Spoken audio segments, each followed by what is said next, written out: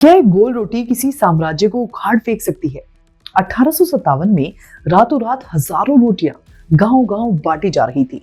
ना कोई चिट्ठी, ना कोई नाम, बस एक खामोश डर जिसने अंग्रेजों की नींद उड़ा दी थी। क्या ये रोटियां कोई खुफिया कोड थी या आने वाले खून खराबे का सिग्नल? आज रोटी के इस इतिहास से तो पर्दा उठाएंगे ही, साथ ही बताएंगे आपको भारत में रोटी की हिस्ट्री, रोटी का इतिहास क्या कहता है और रोटी हमारे घर तक कैसे पहुंची। इतिहासकारों का मानना था कि जब इंसान ने 10,000 साल पहले खेती शुरू की तब रोटी का जन्म हुआ, लेकिन जॉर्डन के नेटुफियन ठिकाने पर हुई एक खुदाई ने सब कुछ पलट दिया। वहां वैज्ञानिकों को एक प्राचीन चूल्हा मिला जिसके अंदर कुछ काला और जला हुआ पदार्थ जमा था। जब इसकी कार्बन डेटिंग की गई तो पता चला कि ये 14,400 साल पुरानी रोटी के टुकड़े हैं। सोचिए कि उस समय ना तो हल था, ना खेत और ना ही पहिया। वो लोग जंगली अनाज को इकट्ठा करते थे और उसे पत्थरों के बीच कड़ी मेहनत से पीसते थे और पानी मिलाकर आग पर सेक देते थे। ये खोज साबित करती है कि रोटी ही वो वजह थी जिसके लिए इंसान ने बाद में अनाज उगाने और खेती करने का फैसला किया। अब भारत की बात करते हैं। कई लोग कहते हैं कि तंदूर बाहर से आया, लेकिन हमारी सिंधु घाटी सभ्यता की खुदाई में मिट्टी के चूल्हे और तवे मिले हैं जो आज के तंदूर जैसे ही दिखते हैं। यानी 5,000 साल पहले भी कालीबंगन और लोथल में लोग गोल रोटियां बना रहे थे। हड़प्पा के लोग सिर्फ गेहूं नहीं बल्कि रागी, बाजरा और जौ का भी इस्तेमाल करते थे। उन्होंने एक ऐसी तकनीक विकसित की जिसे हम अनलीवन्ड ब्रेड कहते हैं, यानी वो ब्रेड जिसमें खमीर, यीस्ट नहीं डाला जाता। यही वो चपाती है जो आज हमारे घर घर में बनती है। अब चपाती शब्द भी कहां से आया वो भी हम आगे बताएंगे। ये एक संस्कृत के वर्ड से आया है, उसके बारे में भी हम आगे डिस्कस करेंगे, लेकिन उससे पहले आपको पूरा बताते हैं। जब मध्यकाल में मुगल भारत आए तो रोटी सिर्फ पेट भरने का साधन नहीं रही, वो एक शाही डिश बन गई। आइन ए अकबरी में अबुल फजल ने लिखा है कि अकबर की रसोई में रोटियों की दर्जनों किस्में थी। यहीं से नान, बाकर खाने और शीर माल का चलन शुरू हुआ।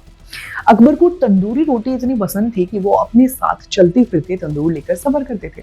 रोटियों को खुशबूदार बनाने के लिए उनमें केसर, इलायची और दूध मिलाया जाने लगा।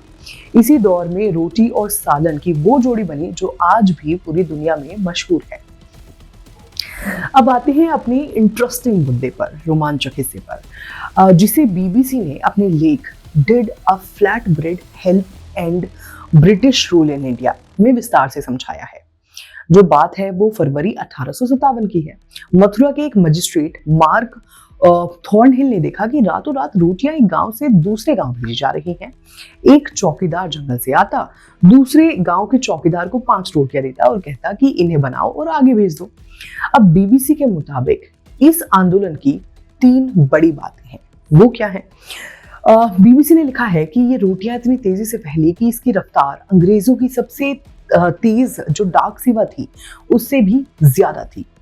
अब क्या हुआ कि अंग्रेज अफसर डर गए। उन्हें लगा कि रोटियों के अंदर कोई नक्शा या गुप्त संदेश है। उन्होंने रोटियों को लैब में टेस्ट करवाया, लेकिन मिला कुछ नहीं उनको। ये एक साइकोलॉजिकल वॉर थी। रिसर्च ये भी कहती है कि भले ही उन रोटियों में कुछ लिखा नहीं था, लेकिन वो इस बात का संकेत थी कि कुछ बहुत बड़ा होने वाला है। अब अंग्रेज भारतीयों की भाषा तो समझ सकते थे, लेकिन उनके प्रतीकों यानी सिंबल्स को पढ़ नहीं सकते थे, समझ नहीं सकते थे। उनके लिए रोटियां सिर्फ खाना थी, लेकिन भारतीयों के लिए ये एकता का संकल्प था। इतिहासकार किम वैगनर ने बीबीसी को बताया कि उन रोटियों ने पूरे उत्तर भारत के ग्रामीण इलाकों को एक सूत्र में पिरो दिया था। जब मंगल पांडे ने बैरकपुर में विद्रोह किया तब तक इन रोटियों ने जमीन तैयार कर दी थी। बिना इंटरनेट, बिना टेलीग्राम के एक गोल रोटी ने पूरे देश को कनेक्ट कर दिया था।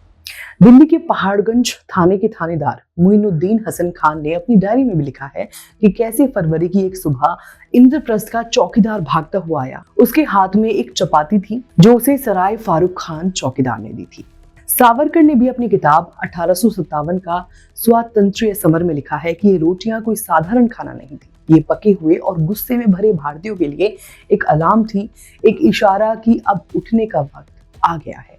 लेकिन रुक जाओ भाई, इतिहास हमेशा वैसा नहीं होता जैसा दिखता है। जहां सावरकर इसे क्रांति का बिगुल मानते थे, वहीं कुछ इतिहासकार इसे एक अलग ही नजरिए से देखते हैं। उस समय के कई अंग्रेज अफसरों और बाद के इतिहासकारों का मानना रोटियों का ये वितरण कोई राजनीतिक साजिश नहीं बल्कि हैजा या किसी महामारी को दूर भगाने का एक ग्रामीण का टोटका था। माना जाता था कि अगर किसी बीमारी का प्रकोप हो तो गांव का चौकीदार रोटियां बांटकर उस बीमारी को गांव की सीमा से बाहर ले जाता है। लॉर्ड कैनिंग ने खुद इस बात पर चिंता जताई थी, लेकिन वो किसी नतीजे पर पहुंच नहीं सके। तो सच क्या था? क्या ये रोटियां आजादी का गुप्त कोड थी या अंधविश्वास का एक हिस्सा? शायद दोनों, क्योंकि जिस तरह से रोटियां फैली उसने वो माहौल तैयार कर दिया था जिसमें अफवाहें और विद्रोह तेजी से पनप सके। सिर्फ इतिहास ही नहीं, रोटी के नाम भी अपने आप में एक दिलचस्प कहानी है। अब चपाती जो शब्द है, चपाती शब्द चपत से आया है। जब हाथों के बीच आटे की लोई को चपत मारकर चपटा किया जाता है तो वो चपाती बनती है। जब रोटी सीधे आग पर डाली जाती है और भाप के दबाव से गुब्बारे की तरह फूल जाती है तो उसे फुलका कहते हैं। ये उत्तर भारत की पहचान है। गुजरात में रोटियां बहुत पतली और छोटी होती हैं जिन्हें प्यार से रोटली कहते हैं। वहीं महाराष्ट्र और कर्नाटक में मोटे अनाज यानी कि ज्वार बाजरा से बनने वाली सख्त रोटी को भाकरी कहते हैं, जो कभी मराठा सैनिकों का एनर्जी फूड हुआ करती थी। अब एक और बात मैं आपको बता देती हूँ, एक और फैक्ट मैं आपको बताती हूँ कि रोटी जो है वो फूलती क्यों है। आपने कभी सोचा है कि रोटी गुब्बारे की तरह फूलती क्यों है? इसके पीछे शुद्ध विज्ञान है। गेहूं के आटे में ग्लूटेन नाम का प्रोटीन होता है। जब हम आटा गूंथते हैं तो ये एक जाल बना लेता है।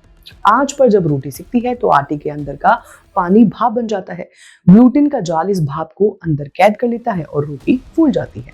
यही वजह है कि ज्वार या बाजरे की रोटी उतनी नहीं फूलती जितनी गेहूं की, क्योंकि उसमें ग्लूटेन कम होता है। अब रोटी का भविष्य क्या है? आज रोटी हमारे किचन से निकलकर लैब और स्पेस तक पहुंच चुकी है। अंतरिक्ष यात्रियों के लिए ऐसी रोटियां बनाई जा रही हैं जो क्रम फ्री, ताकि उनके बारीक कण जीरो ग्रेविटी में उड़कर मशीनों को खराब ना करें। अब जहां पहले हाथों का हुनर जरूरी था, आज पूरी ऑटोमेटिक मशीनें जो कि 1 मिनट में 15 रोटियां भी बनाती हैं वो आ गई हैं। अब फ्यूचर में ऐसी सुपर रोटी पर काम चल रहा है जिसमें विटामिन और प्रोटीन की मात्रा मीट के इक्वल होगी। रोटी सिर्फ आटा और पानी नहीं बल्कि मानव विकास की गवाह है। अगली बार जब आप रोटी का निवाला तोड़ें तो याद रखिएगा कि आप इतिहास के साथ साथ भविष्य को भी चख रहे हैं। आपको क्या लगता है कि क्या 1857 की रोटियां वाकई एक मास्टर प्लान थी? कमेंट में अपनी राय जरूर देना। वीडियो पसंद आया हो तो सब्सक्राइब जरूर करें। अगला स्टेशन आपकी मनचाही मंजिल खुशहाली है। खुशहाली के दरवाजे चारों ओर से खुले रहेंगे। किसान इंडिया के साथ यात्रा करने के लिए आपका धन्यवाद।